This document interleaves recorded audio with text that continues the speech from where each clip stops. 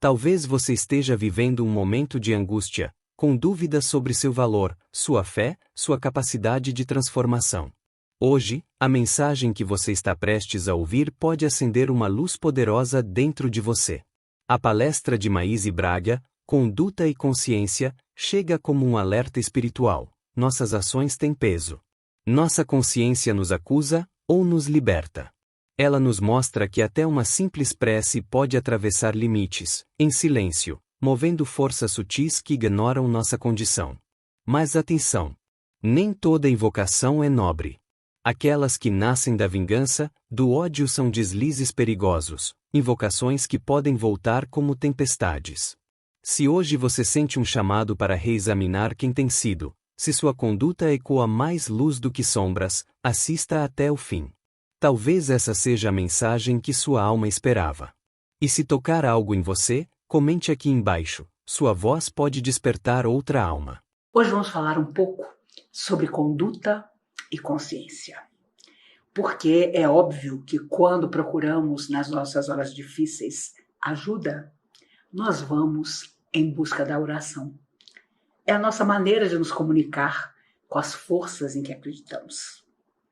Mas, muitas vezes, estamos atravessando fases em que, inconscientemente, lá no fundo da alma, sem que ninguém saiba, nós ficamos pensando, será que eu estou merecendo receber as benesses que eu estou necessitando? Será que se eu pedir, eu realmente vou receber? A nossa consciência, sem dúvida, muitas vezes nos acusa de não sermos bons o suficiente, de não nos termos renovado, de estarmos afastados de quem precisa de nós, de não buscarmos o trabalho no bem como deveríamos e como, claro, Jesus nos disse que era o grande manancial de saúde para nossas almas eternas.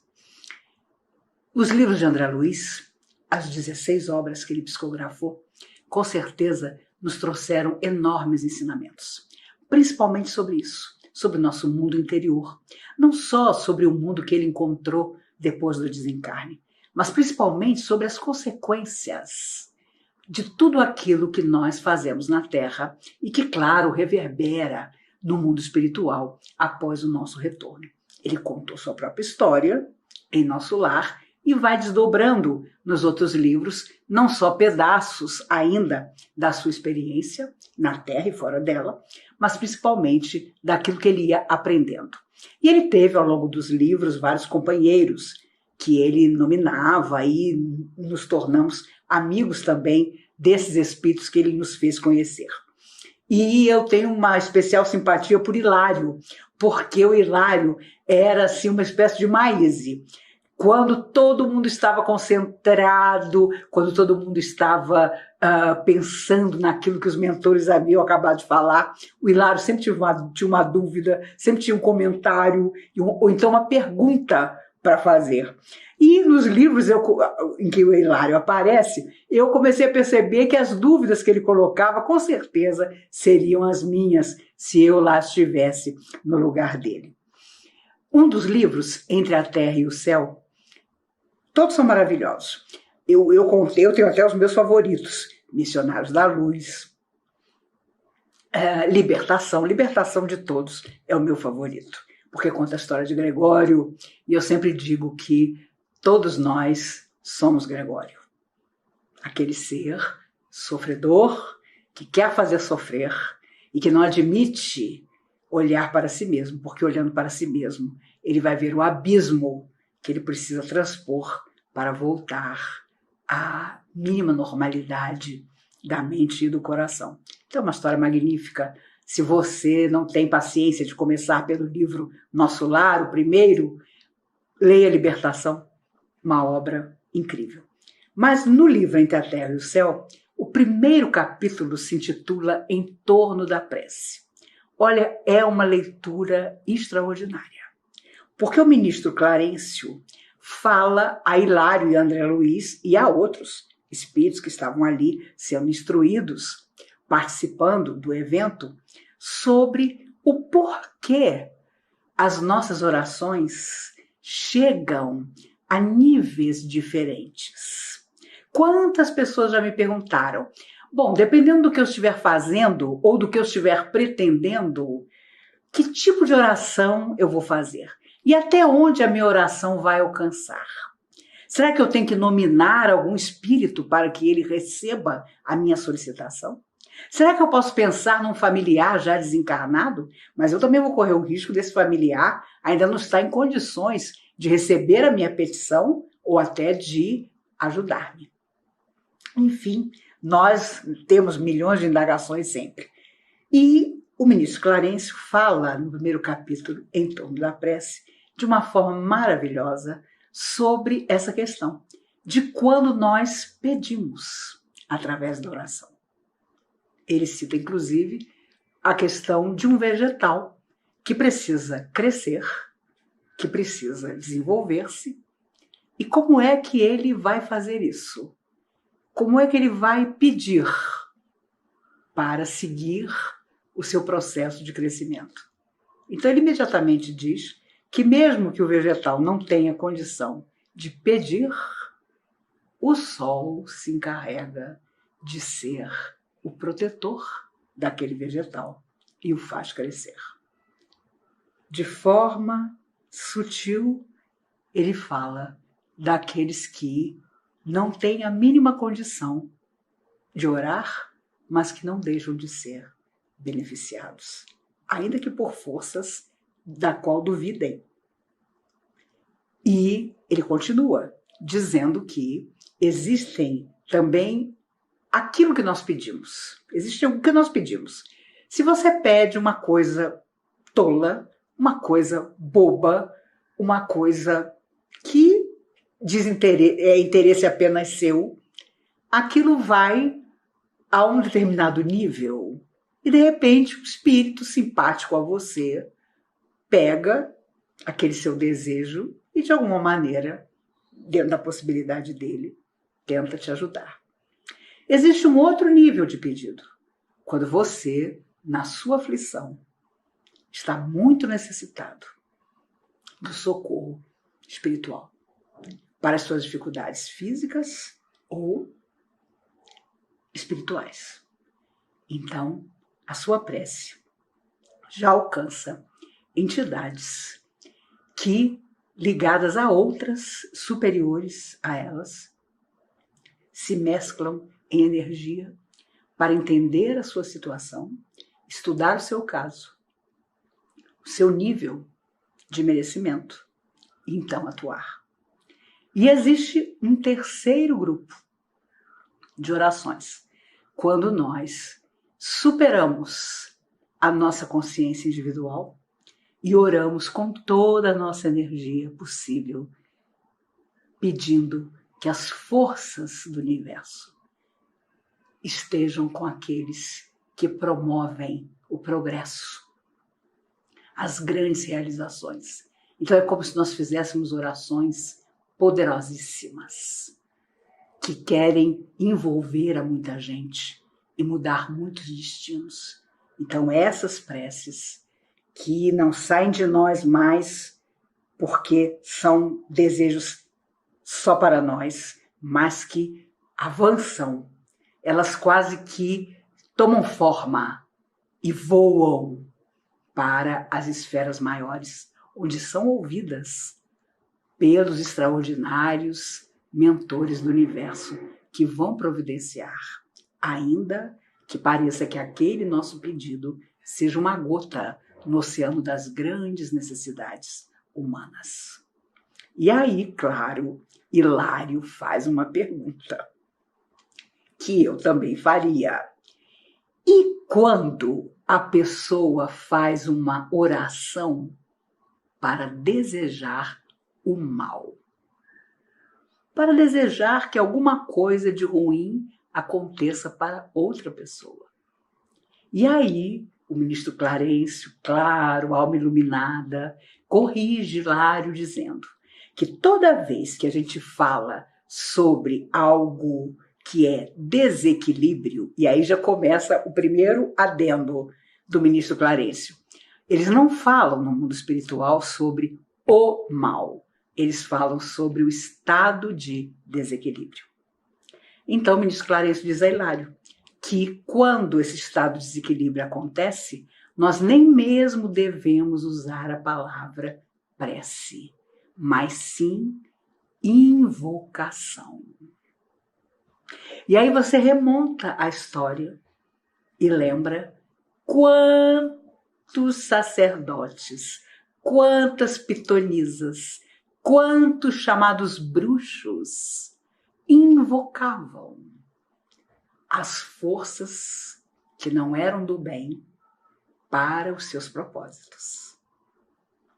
Eles mesmos não usavam a palavra oração, mas sim invocação. E é o que os espíritos amigos nos dizem que acontece. Quando você pensa em alguém negativamente, você não vai orar para que algo de ruim aconteça. Você já está invocando com o seu lado negativo que algo de ruim aconteça a ela. A prece é algo tão sublime, é força tamanha que transforma de tal maneira que os espíritos nos ensinam a ter pudor de usar a própria palavra para aquilo que não é digno, nobre e elevado. Eu tenho uma querida amiga de muitos anos que durante alguns anos trabalhou em casas religiosas ligadas a entidades mais necessitadas de estudo. E foram 7 anos em que ela teve esse compromisso de estar nessa casa. Depois, quando o compromisso acabou, ela retornou ao trabalho em Kardec. Mas ela me contava certa vez, sempre foi extremamente respeitosa com as coisas que ela viu naqueles anos em que ela trabalhou ali. Tudo é força, só Deus é poder. É uma frase magnífica que a gente sempre lembra. Mas as forças existem. E ela me contava o número enorme de pessoas, principalmente de classes sociais mais abastadas, que iam a esses lugares para exigir, não era pedir, não, das entidades coisas ruins que elas queriam que acontecessem aos seus adversários. E eram diálogos inacreditáveis, em que a pessoa encarnada chegava e dizia: eu quero que tal coisa aconteça com meu ex-marido, por exemplo. E explicava com detalhes quais as tragédias que ela objetivava que acontecessem. E pedia, imagine, que as entidades ali presentes a ajudassem no seu propósito. E ela viu, muitas vezes, entidades incorporadas nos médiuns dizerem à pessoa encarnada: minha filha, você tem ideia do que você veio pedir? Você tem ideia da responsabilidade que você está lançando sobre você mesma? Você tem ideia das consequências que para você, para filhos seus, para pessoas que você ama, podem advir desse desejo, se porventura isso for realizado? E para surpresa da minha amiga, muitas vezes ela viu a pessoa encarnada dizer: eu sei de tudo. Eu sei que eu posso viver consequências, eu sei que consequências podem vir para pessoas que eu amo, mas eu quero essa vingança de qualquer maneira. E depois as pessoas dizem: aquela casa é muito desequilibrada, é muito inferior. As entidades lá são entidades que não têm estudo. Você vai lá e faz pedidos, imagine, de coisas negativas. Mas vejam bem, quem é que vai a essas casas para pedir verdadeiros horrores que aconteçam a seus inimigos? São os encarnados. São as pessoas que acham que, porventura, pagando determinadas coisas, podem adquirir o seu processo de vingança. E que, mesmo sabendo das consequências, Porque até as entidades sofredoras sabem das consequências que existem de tudo que você lança e faz para o outro. Não abrem mão da vingança que tem como objetivo. Então, quando nossa conduta vai complicada, nós, muitas vezes, lá no fundo da nossa alma, ficamos na dúvida se a nossa oração, o nosso pedido, na nossa hora de grande necessidade, vai encontrar merecimento para acontecer. E é óbvio que merecimento é tudo. Se você não tiver merecimento, eu sempre digo, é como precisar de dinheiro, ir a um banco onde você não tem conta e pedir um empréstimo. Existe sim a misericórdia divina que nunca se esquece de nós. Mas há também entidades sofredoras que muitas vezes, ao nos ver passar por dificuldade, criam energias difíceis em torno de nós que nos angustiam, que nos desanimam, que nos dão ideia de que nós estamos num processo de esquecimento das forças do bem. Que nada que peçamos vai nos acontecer de bom. Nós temos adversários do passado que não nos perdoarão de coisas gravíssimas que fizemos. E eles, sem dúvida, olhando nossa conduta de hoje e às vezes ainda percebendo em nós sinais de coisas que nós não conseguimos transformar para melhor, se sentem ainda nossos cúmplices. Ou vítimas de ontem que hoje podem nos cobrar. Eu vi muitas vezes na Comunhão Espírita de Brasília espíritos que eram conduzidos aos grupos de desobsessão e que apareciam com palavras suaves, pretextando ser protetores da pessoa que estava buscando ajuda, e que quando se manifestavam através de um médium mais experiente, mostravam a sua verdadeira face. E era assustador ver o quanto uma alma sabia manipular a sua voz, a sua palavra, como se fosse quase um mentor daquela pessoa que buscava ajuda, para depois mostrar realmente como era. E o que pretendia, que era enganar aquela pessoa. Levá-la por caminhos onde ela não encontraria solução. Era alguém que queria orientar, era alguém que dizia, não, eu vou te levar num lugar ótimo, e a pessoa saía cada vez mais perdida. Por isso, quando nós realmente pedimos que as forças do bem que protegem o universo nos apoiem e nos apontem caminhos, nós estamos nos abrindo às realizações que a espiritualidade pode fazer por nós. Porque é claro que quando nós saímos de lá, nós deixamos um programa estabelecido, que aqui nós vamos cumprir. Mas não cessa a nossa ligação, a ligação da nossa alma imortal com as esferas de onde nós saímos. Então, na hora da aflição, quando nós fazemos a nossa oração mais sentida, aqueles nossos protetores, aqueles que promoveram a nossa volta, recebem o nosso recado e procuram saber o que está acontecendo conosco, que nós estamos aflitos, precisando de uma solução. E é tudo isso que o livro Entre a Terra e o Céu nos lembra de forma maravilhosa. O livro foi psicografado, o seu prefácio é de janeiro de 1954. Quantos de nós não estavam ainda no mundo espiritual? Eu mesma só reencarnei em dezembro de 57.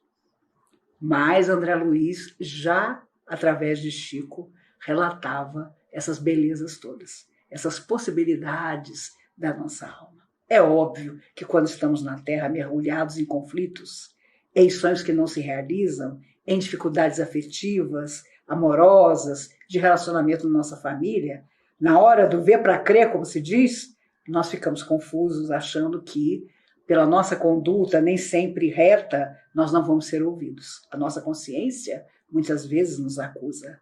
E nós pensamos, meu Deus, agora mesmo é que a espiritualidade vai se esquecer de mim. Isso nunca acontece. Mas Jesus sabiamente nos disse, ajuda-te e o céu te ajudará. Então não é ficar sentado esperando que caia do céu alguma coisa.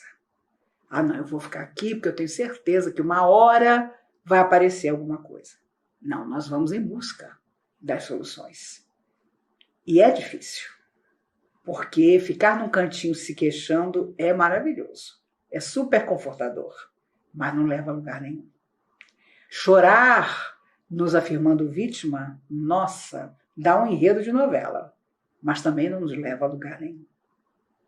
E é claro que quando situações adversas surgem e atingem milhões, como está acontecendo agora, a individualidade permanece. Cada um vai reagir de uma maneira. Cada um vai se tornar outra pessoa de um jeito. Uns vão ficar até piores do que eram. Cínicos, inconscientes, descrentes. Outros, eu tenho ouvido muito de amigos meus, Maíse, quem já acreditava na espiritualidade vai ficar um pouquinho melhor. Quem não acredita não vai muito longe. E pessoas maravilhosas têm desencarnado, vítimas da Covid. Pessoas até que se cuidavam, e a gente não vai saber só um dia por que essas coisas aconteceram. Mas, sem dúvida, é a hora de uma profunda meditação, de pensar em que forças nós estamos mergulhados. Sabe, aonde a nossa vontade está nos levando e vai nos levar. Porque nós vamos voltar à vida normal, com a lembrança, é claro, de tudo que nós vivenciamos. Nós vamos estar juntos novamente. Vamos receber as pessoas nas casas religiosas. E vai ter até quem não queira mais saber de religião nenhuma depois que isso passar. Talvez haja quem perca a sua fé, ou quem a encontre. Quem nunca tenha feito nenhuma caridade e quem de repente se cubra de coisas boas para dar aos outros. Cada um vai viver essa experiência de solidão, de afastamento, de uma maneira. Os psicólogos estão dizendo na televisão: as crianças e adolescentes muito afetados vão levar tempo para se recuperar. E já vemos alguns casos de crianças e adolescentes reagindo mal ao afastamento que nas escolas precisa acontecer. Mas os adultos também. Pais, mães, avós, angustiados, deprimidos. Pessoas bem mais velhas que de repente passaram a imaginar: será que eu vou viver muitos anos ainda depois que isso acabar para poder aproveitar tudo que eu não aproveitei? Porque 1 ano e meio para quem é jovem parece nada, mas para uma pessoa bem mais velha o peso é muito maior. E por isso, os livros psicografados por André Luiz nunca foram tão atuais. Porque André Luiz aprendeu no mundo espiritual que, ao chegar lá, o que havia era simplesmente apresentar todo o enredo de consequências do que havia feito. Ele já viveu, no caso dele, que era um sanitarista brilhante, um médico, a primeira lição de humildade, quando Emmanuel o convoca ao trabalho que ele realizaria através do Chico, mas faz com que ele, durante 3 anos, acompanhe Chico nas psicografias sem se identificar. Ali, anônimo, quieto, calado, para aprender o mecanismo da psicografia. E de tal maneira ele aprendeu, naqueles 3 anos de acompanhamento silencioso, que escreveu 16 obras maravilhosas através do Chico. Às vezes, na nossa vida, os momentos de recolhimento, as horas difíceis, quando a vida nos diz: agora para, pensa, cuida, para depois recomeçar, são muito importantes. Porque você se fortalece ainda mais. Porque ainda há tempo de verificar na sua conduta o que está prejudicando o seu coração ou o coração do outro, para que a sua consciência não arda nas horas mais difíceis da sua vida. E que não haja dúvida, quando você fizer uma prece, de que sim, sempre haverá alguém invisível aos seus olhos que gosta de você e que vai tentar levar as mais altas esferas que forem possíveis a sua petição. o seu desejo. Temos lá a nossa ficha, no lugar de onde saímos. Lá está escrito a nossa própria vontade. E quantas vezes eu vi o Dr. Bezerra de Menezes, o Dr. Ramayana, o Dr. Dias da Cruz, nos contar em relação aos enfermos que procuravam a comunhão para o tratamento físico e espiritual, que embora eles tudo fizessem para curar a pessoa, ela mesma havia determinado, antes de vir à Terra, olha, eu não quero ficar curado. Quando aparecer tal problema, eu posso usar todos os recursos. Vou orar muito, vou pedir muito, mas eu não quero a cura do meu corpo, porque o que importará para mim é a cura da minha alma. E Clarencio lembra isso no capítulo 1 de Entre a Terra e o Céu. Nós somos o passado. Então, muitas coisas a espiritualidade pode atenuar, pode tirar como se fosse uma luva de luz até o sofrimento maior, mas não pode impedir o final. Porque nós mesmos deixamos determinado que por mais que fizéssemos, nós não queríamos modificar o final. Porque o final era um instante em que estaríamos resgatando um grave ou graves delitos do nosso passado. E por isso vemos tantas pessoas maravilhosas sofrendo. Eu conheci pessoas extraordinárias que tiveram um final de vida extremamente difícil, que, por qualquer lógica, não mereciam. Mas devia haver algum motivo que só a alma delas sabia e que, com certeza, retornando ao mundo espiritual, perceberam que tudo aquilo tinha a sua validade. Óbvio que quando você conserta a sua atitude, uma chuva de energias positivas passa a trabalhar para você. Porque você canaliza forças do bem. E as forças do bem se sentem atraídas por você. Então elas começam a agir através de você, em todo o bem que você faz. As pessoas perguntavam, mas Chico, como é que você, já tão idoso, não para de trabalhar, de abraçar as pessoas, de estar com elas? E ele dizia, isso é a minha cura. Cada vez que eu as abraço, cada vez que estou com elas, eu me encho de forças. É delas que vem a minha força. Obviamente não era só delas. Havia um manancial de luz pelo trabalho que ele realizava, pela tarefa que tinha, a sustentá-lo. Até o dia em que não foi mais possível. E suavemente ele deixou a Terra aos 92 anos de idade. O próprio médico que cuidava dele declarou que ele deveria ter morrido, por toda a lógica da medicina, pelo menos 20 anos antes. Então, há sim quem consiga, através de toda uma vida dedicada ao amor e à luz, transformar até mesmo o tempo que tem na Terra. São chamadas moratórias que você passa a ter. Mas não é para qualquer um. E uma moratória sempre tem sua razão de ser. É como se você tivesse um compromisso agora. Foi te dado mais tempo para que você possa ser melhor por mais tempo, fazer algo que ainda estava por fazer, ou muitas coisas, enquanto aquele tempo se vai. E o que são 10, 20, 30 anos? Se você fechar os olhos, passa num átimo de segundo. Essa é que é a verdade. Por isso, Emmanuel dizia, 100 anos é um relâmpago na eternidade. Era a frase que ele gostava de dizer. E é verdade.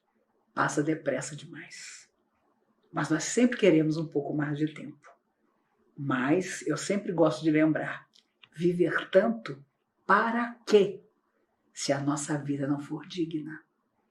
Se nós não estivermos mesmo dispostos a ser simplesmente o melhor que nós pudermos ser. E Clarencio lembra, na sua palavra, que quando o mal acontece e as pessoas se ligam a ele, elas ficam tão perturbadas e tão ligadas a essas energias difíceis que elas aparentemente vivem um poder. Elas parecem invencíveis, elas se sentem invencíveis. Porque o que não é bom tem uma força magnética grande. E como nós vivemos ainda num planeta de provas e expiações, fica complicado. Parece assim que a pessoa tem um tônus vital que nada pega, como se diz.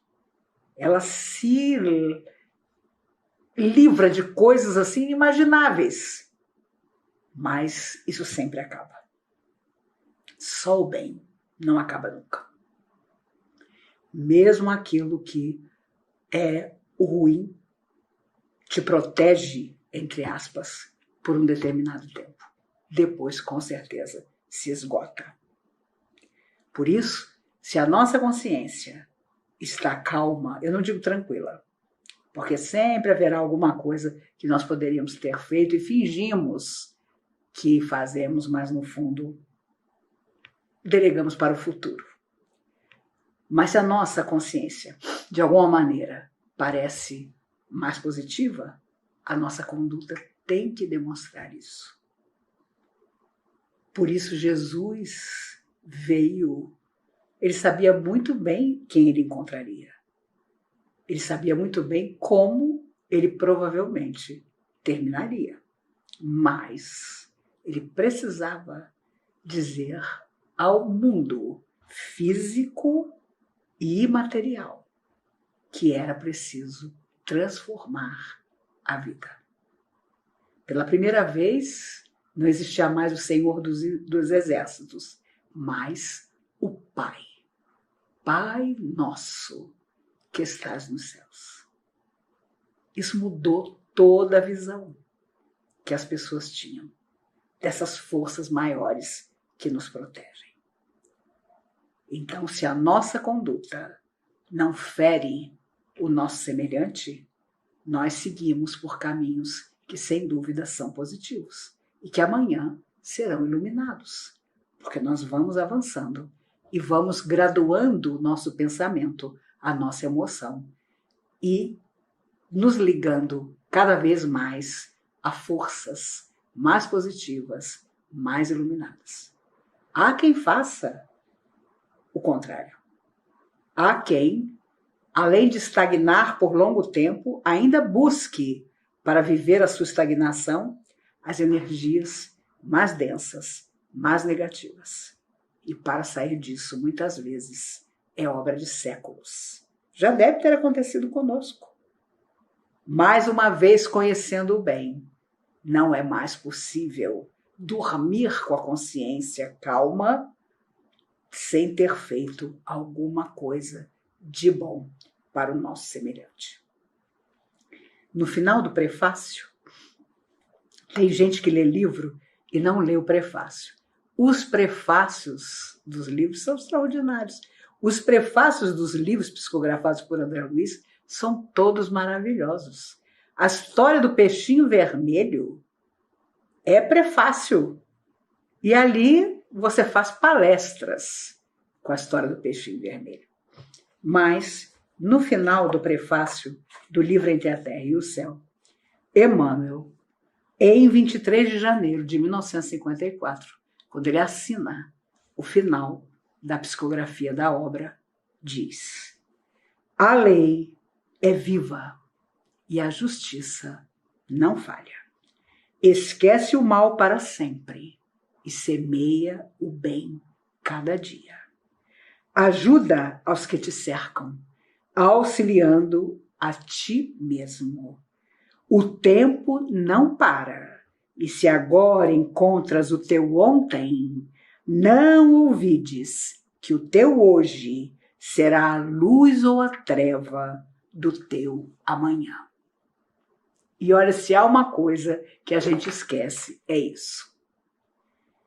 Conheço pessoas que acham que nessa encarnação já chegaram ao patamar da glória, esquecidos de que outras vidas virão e que nós vamos precisar plantar sempre para colher. Hoje, com as nossas atitudes, com as nossas palavras, com os nossos pensamentos, nós já estamos semeando os pedidos que nós vamos poder fazer uma vez desencarnados para, numa próxima vida, voltar. Porque é preciso ter uma certa poupança para pedir. Quantas vezes os espíritos amigos lembram que há pessoas que sequer encontram alguém que goste delas para que lhes sirvam de pai e mãe. E que se angustiam tremendamente, porque nunca plantaram nada de bom no coração de ninguém e querem voltar à Terra para uma nova experiência e não conseguem encontrar nem mesmo alguém que se disponha a recebê-las como filho. Parece uma bobagem, mas é uma realidade. Já imaginou você desencarnado querendo voltar sem ter ninguém que sonhe com você para que você possa estar aqui?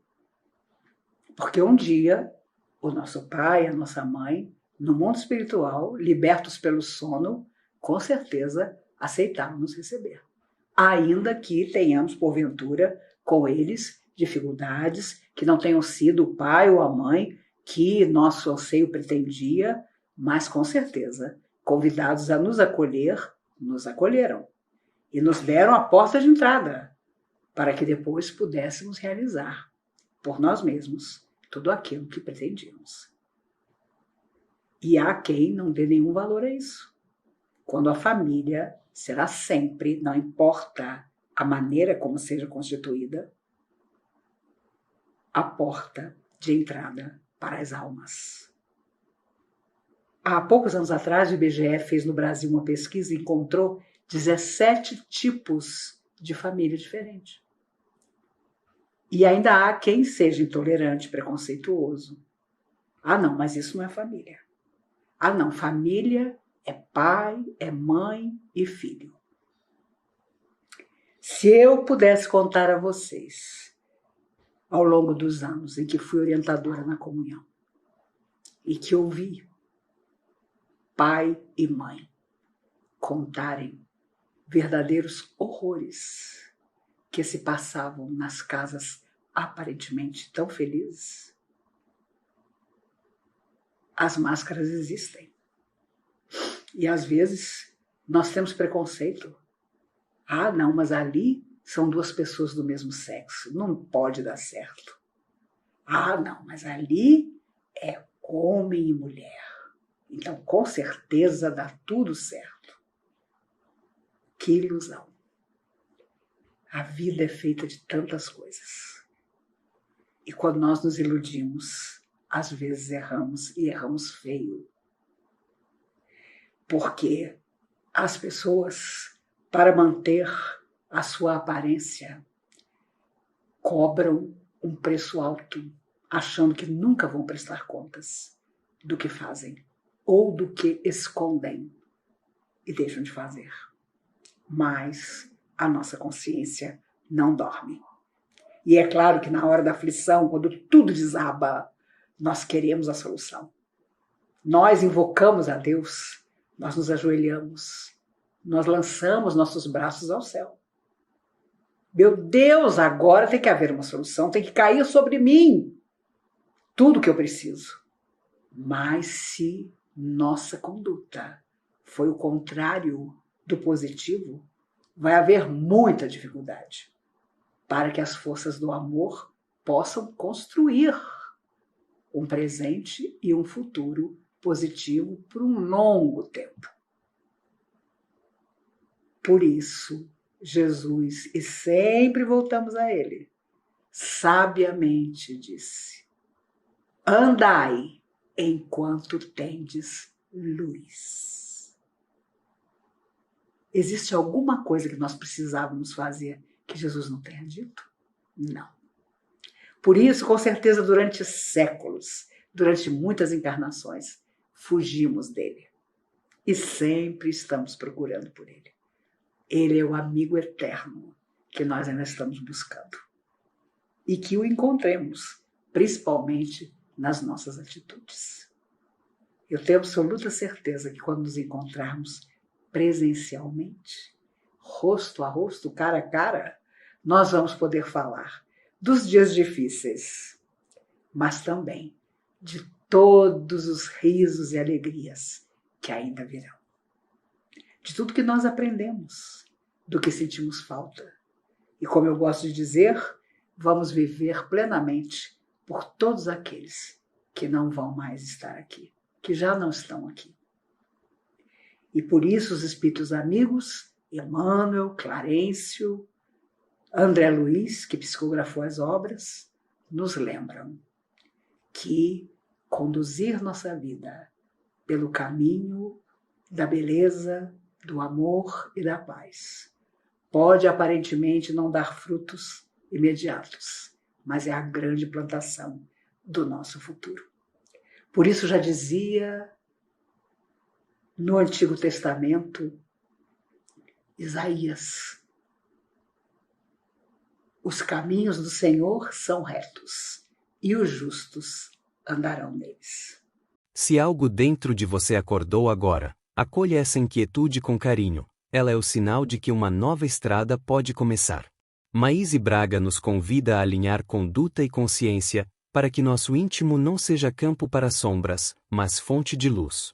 Lembra das palavras finais da palestra. A lei é viva e a justiça não falha. Semeia o bem cada dia?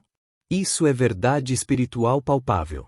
Nos momentos difíceis, mesmo que sejamos imperfeitos, há forças a nosso favor. Elas nos observam. Elas nos convidam a plantar o bem. E quando plantamos, a colheita de amor e paz chega no tempo certo. Faça dessa noite um marco. Volte seu olhar para quem você tem sido, para sua forma de agir. Transforme seu amanhã. Compartilhe essa mensagem com quem ainda não encontrou esse conforto. E se você está decidido a trilhar essa luz, comente abaixo. Qual atitude seu coração quer transformar a partir de agora? Vamos seguir juntos nessa estrada de evolução. Se inscreva. Continue com a gente. Porque a verdadeira revolução espiritual começa na nossa consciência.